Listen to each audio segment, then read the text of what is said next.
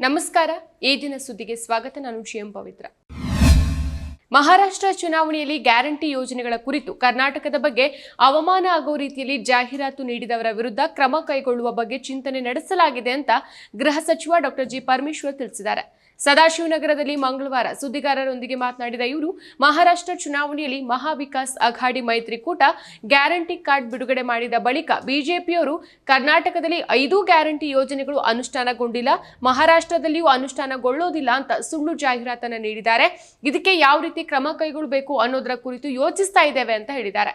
ನಮ್ಮ ಸರ್ಕಾರ 5 ಗ್ಯಾರಂಟಿ ಯೋಜನೆಗಳಿಗೆ ಬಜೆಟ್ನಲ್ಲಿ 56,000 ಕೋಟಿ ರೂಪಾಯಿಯನ್ನ ಮೀಸಲಿಟ್ಟು ಸಂಪೂರ್ಣವಾಗಿ ಅನುಷ್ಠಾನಗೊಳಿಸಿದೆ. ಇದಕ್ಕೆ ವಿರುದ್ಧವಾಗಿ ಇಡೀ ದೇಶದಲ್ಲಿ ಕರ್ನಾಟಕದ ಬಗ್ಗೆ ಅವಮಾನ ಆಗೋ ರೀತಿಯಲ್ಲಿ ಜಾಹೀರಾತನ್ನ ಪ್ರಕಟಿಸಿದ್ದಾರೆ ಅಂದ್ರೆ ನಾವು ಖಂಡಿತವಾಗಿಯೂ ಇದನ್ನ ಸಹಿಸೋದಿಲ್ಲ. ಸಂಬಂಧಪಟ್ಟ 5 ಇಲಾಖೆಗಳು ಜಾಹೀರಾತು ನೀಡಿದವರ ಮೇಲೆ ಕ್ರಮ ಕೈಗೊಳ್ಳೋಕೆ ದೂರನ್ನ ನೀಡಬೇಕಾಗತ್ತೆ ಅಂತ ಹೇಳಿದ್ದಾರೆ. ಬಿಜೆಪಿ ಮತ್ತು ಜೆಡಿಎಸ್ನವರು ಸರ್ಕಾರದಲ್ಲಿ ಅನುದಾನ ಇಲ್ಲ, ಅಭಿವೃದ್ಧಿ ಕೆಲಸಗಳು ಆಗ್ತಾ ಇಲ್ಲ ಅಂತ ಜನರಲ್ಲಿ ತಪ್ಪು ಮಾಹಿತಿಯನ್ನ ಹೇಳ್ಕೊಂಡು ಬರ್ತಿದ್ದಾರೆ. ಎಲ್ಲ ಇಲಾಖೆಗಳಿಗೆ ಅನುದಾನವನ್ನ ಕೊಟ್ಟಿದ್ದೇವೆ, ಯೋಜನೆಗಳನ್ನ ಜನಸಮುದಾಯಕ್ಕೆ ತಲುಪಿಸಿದ್ದೇವೆ ಅಂತ ತಮ್ಮ ಸಂದೇಶದಿಂದ ಈ ಕಾರ್ಯಕ್ರಮ ಹೋಗ್ತಾ ಇದೆ ಅಂತ ಹೇಳಿದರು. ಕರ್ನಾಟಕ ಸರ್ಕಾರದ ಎಲೆಕ್ಟ್ರಾನಿಕ್ಸ್, ಐಟಿ, ಬಿಟಿ ಇಲಾಖೆ ಮತ್ತು ಭಾರತ ಸಾಫ್ಟ್ವೇರ್ ಟೆಕ್ನಾಲಜಿ ಪಾರ್ಕ್ ಸಂಯುಕ್ತಾಶ್ರಯದಲ್ಲಿ ಬೆಂಗಳೂರಿನ ಅರಮನೆ ಮೈದಾನದಲ್ಲಿ ಮಂಗಳವಾರ ಆಯೋಜಿಸಿದ್ದ ಬೆಂಗಳೂರು ಟೆಕ್ ಶೃಂಗಸಭೆ 2024ರ 27ನೇ ಆವೃತ್ತಿಯನ್ನ ಮುಖ್ಯಮಂತ್ರಿ ಸಿದ್ದರಾಮಯ್ಯ ಉದ್ಘಾಟಿಸಿದ್ದಾರೆ. ಟೆಕ್ ಆನ್ ಬೌಂಡ್ ಥೀಮ್ ನಡಿ ಆಯೋಜಿಸಿದಂಥ ಬಿಟಿಎಸ್ ಶೃಂಗಸಭೆಯ ಉದ್ಘಾಟನಾ ಸಮಾರಂಭದಲ್ಲಿ ಉಪಮುಖ್ಯಮಂತ್ರಿ ಡಿಕೆ ಶಿವಕುಮಾರ್, ಮಾಹಿತಿ ತಂತ್ರಜ್ಞಾನ ಮತ್ತು ಜೈವಿಕ ತಂತ್ರಜ್ಞಾನ ಹಾಗೂ ಗ್ರಾಮೀಣಾಭಿವೃದ್ಧಿ ಪಂಚಾಯತ್ ರಾಜ್ ಸಚಿವ ಪ್ರಿಯಾಂಕ್ ಖರ್ಗೆ ಅವರು ಶೃಂಗಸಭೆಯ ಮಹತ್ವದ ಕುರಿತು ಮಾತನಾಡಿದರು. ಜರ್ಮನಿಯ ಆರ್ಥಿಕ ವ್ಯವಹಾರ ಮತ್ತು ಫೆಡರಲ್ ಸಚಿವಾಲಯದ ಸ್ಟಾರ್ಟ್ಅಪ್ಗಳ ಆಯುಕ್ತ ಡಾಕ್ಟರ್ ಅನ್ನಾ ಕ್ರಿಸ್ಟ್ಮನ್ ಮತ್ತು ಫ್ರಾನ್ಸ್ನ ಆರ್ಥಿಕ ಅಭಿವೃದ್ಧಿಯ ರಿಕವರಿ ವಿಭಾಗದ ಉಪಾಧ್ಯಕ್ಷೆ Alexandra Dublanche, doctor Ekroop Kaur, IAS, ಸರ್ಕಾರದ ಕಾರ್ಯದರ್ಶಿ, ಎಲೆಕ್ಟ್ರಾನಿಕ್ಸ್, ಮಾಹಿತಿ ತಂತ್ರಜ್ಞಾನ, ಜೈವಿಕ ತಂತ್ರಜ್ಞಾನ ಮತ್ತು ವಿಜ್ಞಾನ ಹಾಗೂ ತಂತ್ರಜ್ಞಾನ ಇಲಾಖೆ ಕರ್ನಾಟಕ ಸರ್ಕಾರದಲ್ಲಿ ಉಪಸ್ಥಿತರಿದ್ದರು. ಗಾಯಕ ಟಿಎಂ ಕೃಷ್ಣ ಅವರಿಗೆ ಸಂಗೀತ ಕಲಾನಿಧಿ ಎಂಎಸ್ ಸುಬ್ಬಲಕ್ಷ್ಮಿ ಪ್ರಶಸ್ತಿ ನೀಡೋದಕ್ಕೆ ಮದ್ರಾಸ್ ಹೈಕೋರ್ಟ್ ಮಂಗಳವಾರ ನಿರ್ಬಂಧಿಸಿದೆ.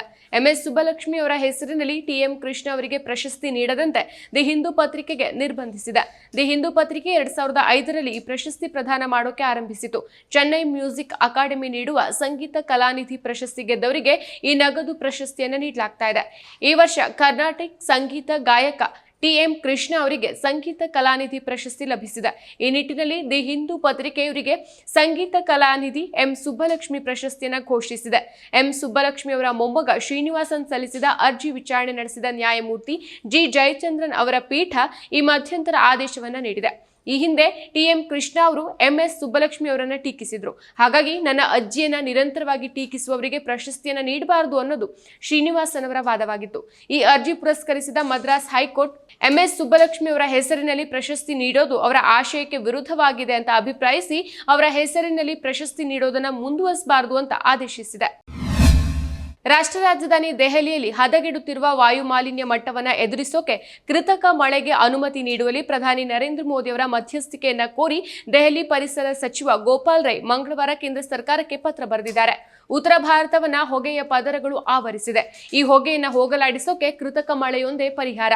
ಇದು ವೈದ್ಯಕೀಯ ತುರ್ತು ಪರಿಸ್ಥಿತಿ ಅಂತ ಸಚಿವರು ಮಂಗಳವಾರ ಮಾಧ್ಯಮಗಳನ್ನ ಉದ್ದೇಶಿಸಿ ಹೇಳಿದ್ದಾರೆ.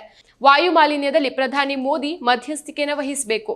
ಈ ಬಗ್ಗೆ ಕಾರ್ಯನಿರ್ವಹಿಸೋದು ಅವರ ನೈತಿಕ ಜವಾಬ್ದಾರಿಯಾಗಿದ್ದು ಮಾಲಿನ್ಯ ನಿಯಂತ್ರಣಕ್ಕೆ ಕೇಂದ್ರವು ಕ್ರಮ ಕೈಗೊಳ್ಳಬೇಕು ಅಂತ ಪತ್ರದಲ್ಲಿ ಸಚಿವರು ಹೇಳಿದ್ದಾರೆ. ದೆಹಲಿಯ ವಾಯು ಗುಣಮಟ್ಟವು ಗಂಭೀರವಾಗಿ ಹದಗೆಟ್ಟಿದ್ದು ಹಲವಾರು ವಾಯು ನಿಗಾ ಕೇಂದ್ರಗಳ ಬಗ್ಗೆ ಎಚ್ಚರಿಕೆ ನೀಡಿದೆ. ಇನ್ನು ಪತ್ರಿಕಾಗೋಷ್ಠಿಯಲ್ಲಿ ಮಾತನಾಡಿದ ರೈ ಅವರು ಪರಿಸ್ಥಿತಿಯ ಬಗ್ಗೆ ಕೇಂದ್ರ ಪರಿಸರ ಸಚಿವ ಭೂಪೇಂದ್ರ ಯಾದವ್ ಅವರನ್ನ ತರಾಟೆಗೆ ತೆಗೆದುಕೊಂಡಿದ್ದಾರೆ. ಆಗಸ್ಟ್, ಸೆಪ್ಟೆಂಬರ್, ಅಕ್ಟೋಬರ್ ಮತ್ತು ಇಂದು ನೀಡಿದ ಪತ್ರ ಸೇರಿದಂತೆ ನಾನು 4 ಪತ್ರಗಳನ್ನ ಕಳುಹಿಸಿದ್ರು. ಕೃತಕ ಮಳೆ ಕುರಿತು ಒಂದೇ ಒಂದು ಸಭೆಯನ್ನ ಕೇಂದ್ರ ಸಚಿವರು ಕರೆದಿಲ್ಲ ಅಂತ ಆಕ್ರೋಶ ವ್ಯಕ್ತಪಡಿಸಿದ್ದಾರೆ. ಮದ್ಯವನ್ನ ಉತ್ತೇಜಿಸುವ ಹಾಡುಗಳನ್ನ ಹಾಡದಂತೆ ತೆಲಂಗಾಣ ಸರ್ಕಾರದ ನಿರ್ದೇಶನಗಳನ್ನ ತರಾಟೆಗೆ ತೆಗೆದುಕೊಂಡ ಪಂಜಾಬಿ ಗಾಯಕ ದಿಲ್ಜಿತ್ ದೋಸಾಂಜ್ ದೇಶದ ಎಲ್ಲಾ ರಾಜ್ಯಗಳು ತಮ್ಮನ್ನ ತಾವು ಡ್ರೈ ಸ್ಟೇಟ್ಸ್ ಅಂತ ಘೋಷಿಸಿದ್ರೆ ನಾನು ಎಂದಿಗೂ ಮದ್ಯದ ಮೇಲೆ ಹಾಡುಗಳನ್ನ ಹಾಡೋದಿಲ್ಲ ಅಂತ ಸವಾಲ್ ಹಾಕಿದ್ದಾರೆ. ರಾಜ್ಯ ಸರ್ಕಾರಗಳು ಮದ್ಯದ ಗುತ್ತಿಗೆ ನೀಡೋದನ್ನ ನಿಲ್ಲಿಸಲಿ ಅಂತ ಸವಾಲ್ ಹಾಕಿದ್ದಾರೆ. ಇವರು ತಮ್ಮ ರಾಜ್ಯದಲ್ಲಿ ಪ್ರದರ್ಶನ ನೀಡೋಕೆ ನಿಗದಿಪಡಿಸಿದ ದಿನದಂದು ರಾಜ್ಯ ಸರ್ಕಾರಗಳು ಡ್ರೈ ಡೇ ಘೋಷಿಸೋಕೆ ಸೂಚಿಸಿದ್ದಾರೆ. ನಂತರ ಇವರು ಮದ್ಯದ ಬಗ್ಗೆ ಹಾಡುಗಳನ್ನ ಹಾಡೋದಿಲ್ಲ ಅಂತ ಕೂಡ ಹೇಳಿದ್ದಾರೆ. ಹೈದರಾಬಾದ್ನಲ್ಲಿ ಪ್ರದರ್ಶನ ನೀಡಿದ 2 ದಿನಗಳ ನಂತರ ಭಾನುವಾರ ಅಹಮದಾಬಾದ್ನಲ್ಲಿ ನಡೆದ ಸಂಗೀತ ಕಚೇರಿಯಲ್ಲಿ ಇವರು ಈ ಬಗ್ಗೆ ಮಾತನಾಡಿದ್ರು. ನಾನು ಮದ್ಯ ಸೇವಿಸೋದಿಲ್ಲ ಅಂತ ಅವ್ರು ಹೇಳ್ಕೊಂಡಿದ್ದು, ಮದ್ಯದ ಮೇಲೆ ಸಾವಿರಾರು ಬಾಲಿವುಡ್ ಹಾಡುಗಳಿದೆ. ನಾನು ಮದ್ಯದ ಮೇಲೆ 1-2 ಹಾಡುಗಳನ್ನ ಹಾಡಿಲ್ಲ. ನಾನು ಮದ್ಯಗಳನ್ನ ಸೇವಿಸೋದಿಲ್ಲ. ಬಾಲಿವುಡ್ ಕಲಾವಿದರು ಮದ್ಯದ ಜಾಹೀರಾತನ್ನು ನೀಡ್ತಾರೆ, ಆದರೆ ನಾನು ಅದನ್ನ ಮಾಡೋದಿಲ್ಲ ಅಂತ ಅವ್ರು ಹೇಳಿದ್ದಾರೆ. ತೆಲಂಗಾಣ ಸರ್ಕಾರ ದಿಲ್ಜಿತ್ ದೋಸಾಂಜ್ ಅವರಿಗೆ ನೋಟಿಸ್ ನೀಡಿದ್ದು, ಹೈದರಾಬಾದ್ನಲ್ಲಿ ನಡೆದ ದಿಲ್ ಲುಮಿನಾಟಿ ಸಂಗೀತ ಕಚೇರಿಯಲ್ಲಿ ಮದ್ಯ, ಮಾದಕ ದ್ರವ್ಯ ಮತ್ತು ಹಿಂಸಾಚಾರವನ್ನು ಉತ್ತೇಜಿಸುವ ಯಾವುದೇ ಹಾಡುಗಳನ್ನು ಹಾಡದಂತೆ ನಿರ್ದೇಶಿಸಿತ್ತು. ರಾಜ್ಯದಲ್ಲಿ ದುರುದ್ದೇಶಪೂರಿತ ಅಪಪ್ರಚಾರಕ್ಕಾಗಿ ಬಿಜೆಪಿ 500 ಕೋಟಿ ರೂಪಾಯಿಗಳನ್ನು ಖರ್ಚು ಮಾಡಿದೆ ಅಂತ ಜಾರ್ಖಂಡ್ ಮುಖ್ಯಮಂತ್ರಿ ಹೇಮಂತ್ ಸೊರೇನ್ ಮಂಗಳವಾರ ಆರೋಪಿಸಿದ್ದಾರೆ. ಜನರ ನಡುವೆ ದ್ವೇಷವನ್ನು ಹುಟ್ಟುಹಾಕಿ ಆ ಮೂಲಕ ರಾಜಕೀಯ ಮಹತ್ವಾಕಾಂಕ್ಷೆಗಳನ್ನು ಪೂರೈಸುವಲ್ಲಿ ಬಿಜೆಪಿ ನಿಪುಣತೆಯನ್ನು ಹೊಂದಿದೆ ಅಂತ ಸೊರೇನ್ ಆರೋಪಿಸಿದ್ದು, ಆದರೆ ಜಾರ್ಖಂಡ್ನ ಸಂಸ್ಕೃತಿಯು ಇಂತಹ ದುರುದ್ದೇಶಪೂರಿತ ಅಪಪ್ರಚಾರಗಳನ್ನು ಅನುಮತಿಸೋದಿಲ್ಲ ಅಂತ ಕೂಡ ಹೇಳಿದ್ದಾರೆ. ದ್ವೇಷ ಭಾವನೆಗಳನ್ನು ಹುಟ್ಟುಹಾಕುವ ಮೂಲಕ ನಾಯಕರು ತಮ್ಮ ರಾಜಕೀಯ ಮಹತ್ವಾಕಾಂಕ್ಷೆಯನ್ನು ಈಡೇರಿಸೋದು ತುಂಬಾ ಸುಲಭವಾದ ವಿಚಾರವಾಗಿದೆ. ಈ ರೀತಿಯ ಪ್ರಚಾರ ಅಭಿಯಾನವು ಅತ್ಯಂತ ಸುಲಭವಾಗಿದ್ದು ಅದರಲ್ಲಿ ಬಿಜೆಪಿ ಪರಿಣಿತ. ಆದರೆ ನಾನು ಜಾರ್ಖಂಡ್ನವನು, ನಮ್ಮ ಸಂಸ್ಕೃತಿ ಇದಕ್ಕೆ ಅವಕಾಶ ನೀಡೋದಿಲ್ಲ, ಇದನ್ನ ಎಂದಿಗೂ ಮರಿಬೇಡಿ ಅಂತ ಎಕ್ಸ್ನಲ್ಲಿ ಪೋಸ್ಟ್ ಮಾಡಿದ್ದಾರೆ. ಒಂದು ಅಂದಾಜಿನ ಪ್ರಕಾರ ನನ್ನ ವಿರುದ್ಧ ದ್ವೇಷ ಪ್ರಚಾರಕ್ಕಾಗಿ ಬಿಜೆಪಿ 500 ಕೋಟಿ ರೂಪಾಯಿಗೂ ಹೆಚ್ಚು ಖರ್ಚು ಮಾಡಿದೆ ಅಂತ ಇವರು ಆರೋಪಿಸಿದ್ದಾರೆ. ತನ್ನ ವಿರುದ್ಧ ಅಪಪ್ರಚಾರ ಮಾಡೋಕೆ ಬಿಹಾರ್, ಛತ್ತೀಸ್ಗಢ, ಒಡಿಶಾ ಮತ್ತು ಬಂಗಾಳದಿಂದ ಬಿಜೆಪಿ ಜನರನ್ನ ಕರೆತಂದಿದೆ. ಅದರ ಮೂಲಕ ಚುನಾವಣೆ ವೇಳೆ ಮತದಾರರಲ್ಲಿ ಬಿಜೆಪಿ ಭಯ ಹುಟ್ಟುಹಾಕಿದೆ ಅಂತ ಸೊರೇನ್ ಆರೋಪಿಸಿದ್ದಾರೆ. ದೆಹಲಿ ವಿಶ್ವವಿದ್ಯಾಲಯದ ಶಹೀದ್ ಭಗತ್ ಸಿಂಗ್ ಕಾಲೇಜಿನ ದಲಿತ ವಿದ್ಯಾರ್ಥಿಯೊಬ್ಬರು ತಮ್ಮ ಇಲಾಖೆಯ ಅಧಿಕೃತ ವಾಟ್ಸ್ಆಪ್ ಗ್ರೂಪ್ನಲ್ಲಿ ಅಶ್ಲೀಲ ಸಂದೇಶಗಳನ್ನು ಕಳುಹಿಸಿದ್ದಾರೆ ಅಂತ ಸುಳ್ಳು ಆರೋಪ ಹೊರಿಸಿ ಅದರ ಪ್ರಾಂಶುಪಾಲರು ಜಾತಿ ನಿಂದನೆ ಮತ್ತು ಹಲ್ಲೆ ನಡೆಸಿದ್ದಾರೆ ಅಂತ ಆರೋಪಿಸಿ ಪೊಲೀಸ್ ದೂರು ದಾಖಲಿಸಿದ್ದಾರೆ. ವಿದ್ಯಾರ್ಥಿ ವಿರುದ್ಧ ಅಧ್ಯಾಪಕರೊಬ್ಬರು ಆರೋಪ ಹೊರಿಸಿದ್ದು, ಅವರ ವಿರುದ್ಧ ನಕಲಿ ಅನುಭವ ಪ್ರಮಾಣ ಪತ್ರವನ್ನು ನೀಡಿ ನೇಮಕಾತಿ ಮತ್ತು ಬಡ್ತಿ ಪಡೆದ ಬಗ್ಗೆ ವಿಚಾರಣೆ ನಡೀತಾ ಇದೆ. ವಿದ್ಯಾರ್ಥಿಯ ಮೇಲಿನ ಆರೋಪಗಳು ವಿದ್ಯಾರ್ಥಿ ಗುಂಪುಗಳಿಂದ ಪ್ರತಿಭಟನೆಯನ್ನು ಹುಟ್ಟುಹಾಕಿದೆ. ಪ್ರಾಂಶುಪಾಲರ ರಾಜೀನಾಮೆಗೆ ಒತ್ತಾಯಿಸಿ ಜೆಎನ್ಯು ನಂತರ ಇತರ ವಿಶ್ವವಿದ್ಯಾಲಯಗಳ ವಿದ್ಯಾರ್ಥಿಗಳು ಸೋಮವಾರ ಕಾಲೇಜಿನಲ್ಲಿ ಜಮಾಯಿಸಿದ್ದಾರೆ. 3ನೇ ವರ್ಷದ ಬಿಎಯ ವಿದ್ಯಾರ್ಥಿ, ಘಟನೆಯು ತನಗೆ ಮಾನಸಿಕ ಆಘಾತವನ್ನು ಉಂಟು ಮಾಡಿದ್ದು, ನನ್ನ ಮಾನನಷ್ಟ ಆಗಿದೆ. ನಾನು ವಿಶ್ವವಿದ್ಯಾಲಯದ ಉಪಕುಲಪತಿಗಳು ಮತ್ತು ಪರಿಶಿಷ್ಟ ಜಾತಿಗಳ ರಾಷ್ಟ್ರೀಯ ಆಯೋಗಕ್ಕೂ ಸಹ ಪತ್ರವನ್ನ ಬರೆದಿದ್ದೇನೆ ಅಂತ ಹೇಳಿದ್ದಾರೆ. ಅಕ್ಟೋಬರ್ 24ಕ್ಕೆ ಸಹಪಾಠಿಯ ಫೋನ್ ಅನ್ನು ಹ್ಯಾಕ್ ಮಾಡಲಾಗಿದೆ ಮತ್ತು ಆಕ್ಷೇಪಾರ್ಹ ವಿಷಯಗಳನ್ನ ಸೇರಿಸಿದ್ದಾರೆ ಅಂತ ಕೂಡ ತಿಳಿಸಿದ್ದಾರೆ. ಅಶ್ಲೀಲ ವಿಡಿಯೋಗಳ ಲಿಂಕ್ಗಳನ್ನು ಒಳಗೊಂಡಂತೆ ಇಲಾಖೆಯ ವಾಟ್ಸ್ಆಪ್ ಗ್ರೂಪ್ನಲ್ಲಿ ಹಂಚಿಕೊಳ್ಳಲಾಗಿದೆ. ಮುಂದಿನ ದುರ್ಬಳಕೆಯನ್ನು ತಡೆಯೋಕೆ ಸಹಪಾಠಿಯ ಫೋನ್ ಅನ್ನು ಸರಿಪಡಿಸೋಕೆ ಮತ್ತು ಅವರು ಸಹಾಯ ಮಾಡಿದ್ದಾರೆ ಅಂತ ಕೂಡ ಇವರು ಹೇಳಿದ್ದಾರೆ.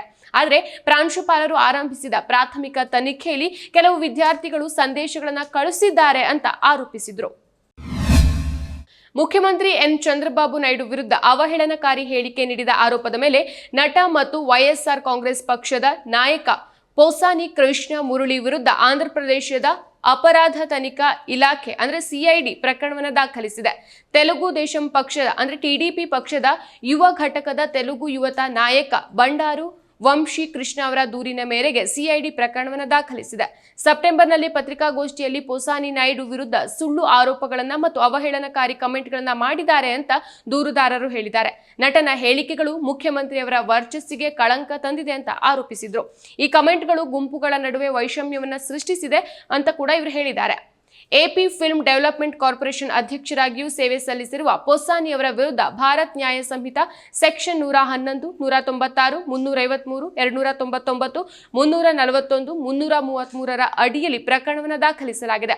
ಕಳೆದ ವಾರ ಕಡಪಾ ಜಿಲ್ಲೆಯಲ್ಲಿ ಉಪಮುಖ್ಯಮಂತ್ರಿ ಪವನ್ ಕಲ್ಯಾಣ್ ಮತ್ತು ಐಟಿ ಸಚಿವರ ನಾರೆ ಲೋಕೇಶ್ ವಿರುದ್ಧ ಅವಹೇಳನಕಾರಿ ಹೇಳಿಕೆ ನೀಡಿದ ಆರೋಪದ ಮೇಲೆ ಪೊಸ್ಸಾನಿ ವಿರುದ್ಧ ಪ್ರಕರಣ ದಾಖಲಾಗಿತ್ತು. ಕೆಲ ಟಿಡಿಪಿ ಮುಖಂಡರ ದೂರಿನ ಮೇಲೆಗೆ ಕಡಪಾ ರಿಮ್ಸ್ ಪೊಲೀಸ್ ಠಾಣೆಯಲ್ಲಿ ಪ್ರಕರಣ ದಾಖಲಾಗಿದೆ. ನವೆಂಬರ್ 20ರಂದು ಬುಧವಾರ ಮಹಾರಾಷ್ಟ್ರ ವಿಧಾನಸಭಾ ಚುನಾವಣೆಗೆ ಮತದಾನ ನಡೆಯಲಿದೆ. ಅದಕ್ಕೂ ಒಂದು ದಿನ ಮುಂಚೆ ಅಂದ್ರೆ ಇವತ್ತು ಮತದಾರರನ್ನ ಪಕ್ಷದತ್ತ ಸೆಳೆಯೋಕೆ ಬಿಜೆಪಿ ಪ್ರಧಾನ ಕಾರ್ಯದರ್ಶಿ ವಿನೋದ್ ತಾವ್ಡೆ ಮತದಾರರಿಗೆ ಹಣ ಹಂಚಿದ್ದಾರೆ ಅಂತ ಬಹುಜನ್ ವಿಕಾಸ್ ಅಘಾಡಿ ಆರೋಪಿಸಿದೆ. ಮತದಾರರಿಗೆ ಹಣ ಹಂಚುವಾಗ ವಿನೋದ್ ಅವರು ರೆಡ್ ಹ್ಯಾಂಡ್ ಆಗಿ ಸಿಕ್ಬಿದ್ದಿದ್ದಾರೆ ಅಂತ ಬಿವಿಎ ಕಾರ್ಯಕರ್ತರು ಆರೋಪಿಸಿದ್ದಾರೆ. ಆದರೆ ವಿನೋದ್ ಆರೋಪವನ್ನ ನಿರಾಕರಿಸಿದ್ದಾರೆ. ವಸಾಯಿ ವಿರಾರ್ ಕ್ಷೇತ್ರದಲ್ಲಿ ತಾವ್ಡೆ ಹಣವನ್ನ ಹಂಚಿದ್ದಾರೆ. ತಾವ್ಡೆ ಅವರ ಬಳಿ ಇದ್ದ ಬ್ಯಾಗ್ನಲ್ಲಿ 15 ಕೋಟಿ ರೂಪಾಯಿ ಹಣವನ್ನ ಮತದಾರರಿಗೆ ವಿತರಿಸಿರುವ ಡೈರಿ ಇತ್ತು. ಇವರು ಕ್ಷೇತ್ರಕ್ಕೆ 5 ಕೋಟಿ ರೂಪಾಯಿ ನಗದು ಜೊತೆಗೆ ಬಂದಿದ್ದಾರೆ ಅಂತ ಬಿವಿಎ ಶಾಸಕ ಹಿತೇಂದ್ರ ಠಾಕೂರ್ ಆರೋಪಿಸಿದ್ದಾರೆ. ಸೋಮವಾರ ಸಂಜೆ ಇವರನ್ನ ಬಿವಿಎ ಕಾರ್ಯಕರ್ತರು ತಡೆದು ಘೇರಾವ್ ಹಾಕಿದ್ದಾರೆ. ಡೈರಿಯನ್ನ ವಶಕ್ಕೆ ಪಡ್ಕೊಳ್ಳೋಕೆ ಯತ್ನಿಸಿದ್ದಾರೆ. ಆದ್ರೆ ನಲಸೋಪಾರದ ಹಾಲಿ ಶಾಸಕ ಕ್ಷಿತಿಜ್ ಠಾಕೂರ್ ಅವರು ಡೈರಿಯನ್ನ ಕಿತ್ಕೊಂಡಿದ್ದಾರೆ. ಇದೆಲ್ಲವೂ ಹೋಟೆಲ್ನಲ್ಲಿ ನಡೆದಿದೆ. ಆದ್ರೆ ಹೋಟೆಲ್ ತನ್ನ ಸಿಸಿಟಿವಿ ಕ್ಯಾಮೆರಾಗಳು ಕೆಲಸ ಮಾಡ್ತಾ ಇಲ್ಲ ಅಂತ ಹೇಳ್ಕೊಂಡಿದೆ. ಹಣ ವಿತರಣೆಯ ಫುಟೇಜ್ಗಳನ್ನ ಮುಚ್ಚಾಕೋಕೆ ಇಂತಹ ಹೇಳಿಕೆಯನ್ನ ನೀಡಿದೆ. ಹೋಟೆಲ್ ವಿರುದ್ಧವೂ ಕ್ರಮ ಕೈಗೊಳ್ಳಬೇಕು ಅಂತ ಬಿವಿಎ ಒತ್ತಾಯಿಸಿದೆ. ಇನ್ನು ಈ ಆರೋಪಗಳನ್ನ ತಳ್ಳಹಾಕಿದ ಬಿಜೆಪಿ ಇದು ಆಧಾರರಹಿತ ಮತ್ತು ರಾಜಕೀಯ ಪ್ರೇರಿತ ಆರೋಪ.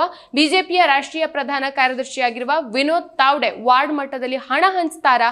ಇಂಥ ಆರೋಪಗಳು ಅಸಂಬದ್ಧವಾಗಿದೆ ಅಂತ ಹೇಳಿದೆ. ಬಿಜೆಪಿ ನಾಯಕ ಅತುಲ್ ಭಟ್ಕಳ್ಕರ್ ಮಾತನಾಡಿ, ಸನ್ನಿಹಿತ ಸೋಲನ ಎದುರಿಸುತ್ತಿರುವ ವಿರೋಧ ಪಕ್ಷಗಳು ಸೃಷ್ಟಿಸಿದ ಸುಳ್ಳು ಆರೋಪಗಳು ಇದು.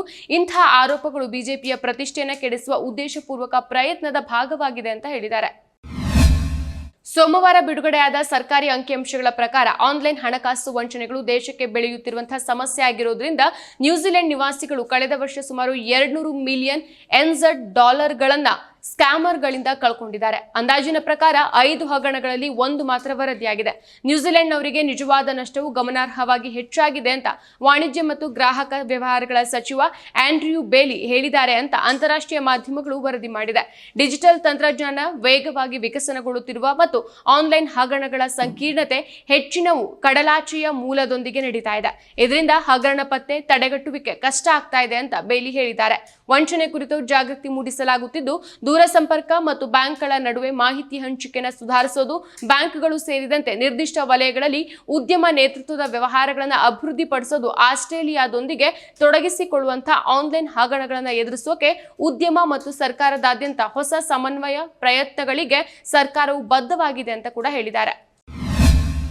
ಇದಾಗಿತ್ತು ಇವತ್ತಿನ ಈ ದಿನ ಸುದ್ದಿ. ನೈಜ ಸುದ್ದಿಗಳಿಗಾಗಿ ನೋಡ್ತಾ ಇರಿ ಈದಿನ.com. ಇದು ಸತ್ಯ, ನ್ಯಾಯ, ಪ್ರೀತಿಯ ಧ್ವನಿ.